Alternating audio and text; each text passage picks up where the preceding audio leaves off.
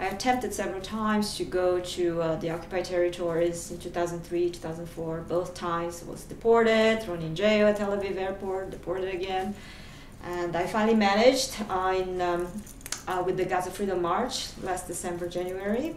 And we were there for 2.5 days because Galloway was coming with the convoys. But I managed to film, I managed to see the devastation and the lack of basic infrastructure and all the buildings demolished and the inability for Gazans to have even access to cement to reconstruct their place, you know. And I felt that the follow-up would be to go with the Gaza Flotilla and show solidarity again, bring humanitarian aid, and show our protest against this illegal, inhuman siege. We started our journey thinking that we would be arriving close to Gaza during the day, like in the morning. But when we were already, when we were in the middle of the ocean, in international waters, in the middle of the dark, we saw already the Israeli Navy ships, and that was around 11 o'clock. And it was still dark, and they came and attacked us, you know.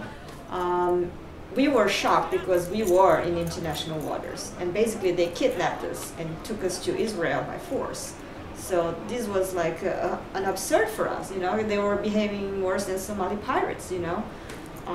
When they first attacked, like the very first, did you see that they were using, was it live ammunition, was it paintballs, was it grenade, was it tear gas? What could you tell? Were you there? Did you see what the very first weapons they used? It was very chaotic, and I remembered I was very surprised to hear all these bullets going on already at the very beginning, and we were told, the women were told to go downstairs and stay together. But obviously I got worried about my cameraman and my friends, so I went up again just to see, and then it was already dead bodies, severely injured people, and everything was very quick because the commandos were coming from the helicopter. And I'm sure they used, I mean, I didn't have a close-up view, but I'm sure they had to use tear gas and kill some people in order to take over the ship. Talk a little bit about what you saw people doing when they resisted. Like, what did they resist with? How did they resist? Did they use only chairs, broomsticks, bars, or did they use, as the Israelis claim, guns or knives, guns seized from the soldiers? Just explain what you know about that. I didn't see any guns, you know, and I did see people with slingshots.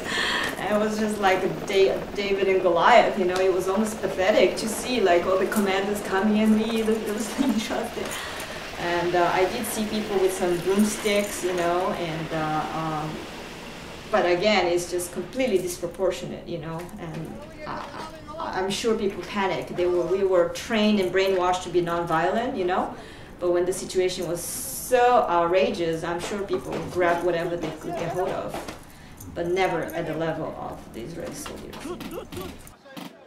And now, could you talk about, after they seized the ship and gained control of it, what did you see in terms of the people who were killed and injured? What kind of wounds did they have? And then could you talk about what happened after that, being taken to Ashdod? How were you treated? How were your comrades treated? As I said, very soon we got this announcement in our rooms that the Israelis were using live ammunition. There was no point of resistance. We were just supposed to be very calm. And then right after that, they came and handcuffed us and took us all to the upper level. And for a long while, we were trying to get them to give us medical support because the people injured, they were severely injured and they were bleeding to death. So, you know, there was one lady that is, she's part of the Israeli government. She's the first Arab part of the Israeli government. She even wrote in Hebrew and went to the soldiers with a white scarf saying, please, we need medical support. And even the announcements were saying, please don't shoot us, we are civilians, and there are many injured people, we need medical assistance. But we were ignored. When I was living in Lebanon, we had the cluster bombs, and nothing happened. People would just watch on TV. And then they came to Gaza, they used white phosphorus bombs, nothing happened. They murder people in Dubai, and nothing happens. So they probably said, wow, we can get away with so much, why not kill some activists, peace activists, you know? But they didn't expect that the world would be so outraged because it was so international.